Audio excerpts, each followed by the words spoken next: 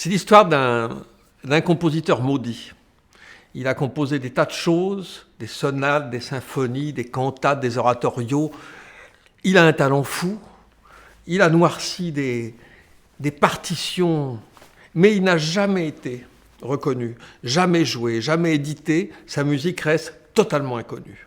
Et il continue quand même dans sa chambrette du 7e étage à noircir. Un jour, le téléphone sonne, le téléphone qu'on ne lui a pas encore coupé. C'est une maison de production qui lui dit « Monsieur, nous connaissons votre musique, nous l'aimons beaucoup ». Il ne pose pas la question de se dire « Comment vous connaissez ma musique, je suis inconnu », trop content.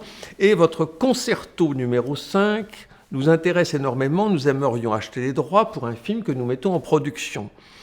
Il dit oui, très bien, volontiers, faisons Monsieur le Blasé, tu vois, ok, je vous vends les droits, etc. Il raconte, ah yeah, j'ai vendu le concerto numéro 5 pour un film. Et il n'entend plus parler de rien, pendant des mois.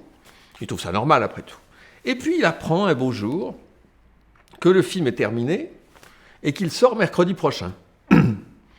Il achète l'officiel des spectacles, qui est moins cher que Pariscope, pour savoir où ça se joue. Il s'étonne, enfin, pas tout pourquoi pas. Ça se joue dans une seule salle à Paris, du côté de Strasbourg-Saint-Denis. Il y va, le mercredi, à la séance de 2 heures. Il paye sa place.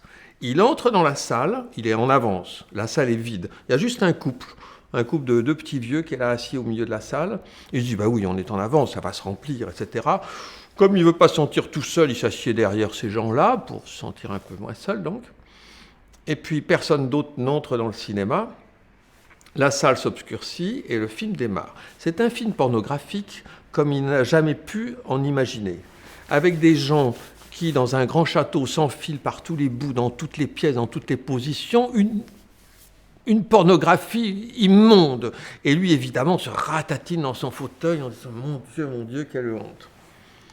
Et puis, à un moment, il y a une scène très importante au cours de laquelle le personnage principal, sans doute le mieux membré, sodomise un Saint-Bernard.